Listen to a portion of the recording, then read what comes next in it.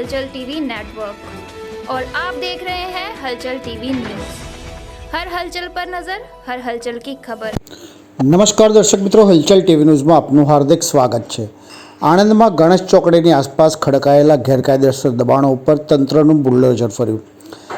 આણંદ શહેરના ગણેશ ચોકડીની આસપાસ ગેરકાયદેસર કાચા પાકા દબાણોનો રાફડો ફાટી નીકળ્યો હતો, જેને પગલે અવારનવાર સર્જાતા ટ્રાફિક જામથી વાહન ચાલકોને ભારે હાલાકી પડી રહી હતી, જેને ધ્યાનમાં રાખી તંત્રની ટીમે આ વિસ્તારમાં ગેરકાયદેસર કાચા પાકા દબાણો તોડી પાડી રસ્તા ખુલ્લા કર્યા છે।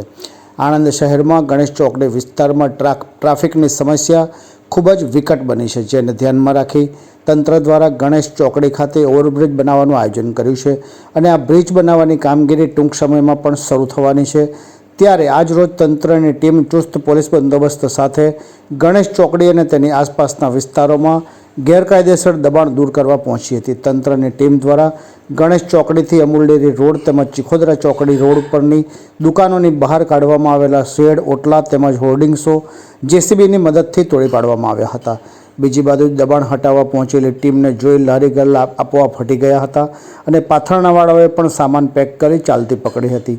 આ માર્ગ ઉપરના દબાણો દૂર થવાથી રોડ પુનઃ ખુલ્લા થયા છે અને વાહનોની અવરજવર સરળ બની છે। ये है हलचल टीवी नेटवर्क और आप देख रहे हैं हलचल टीवी न्यूज़। हर हलचल पर नज़र, हर हलचल की खबर।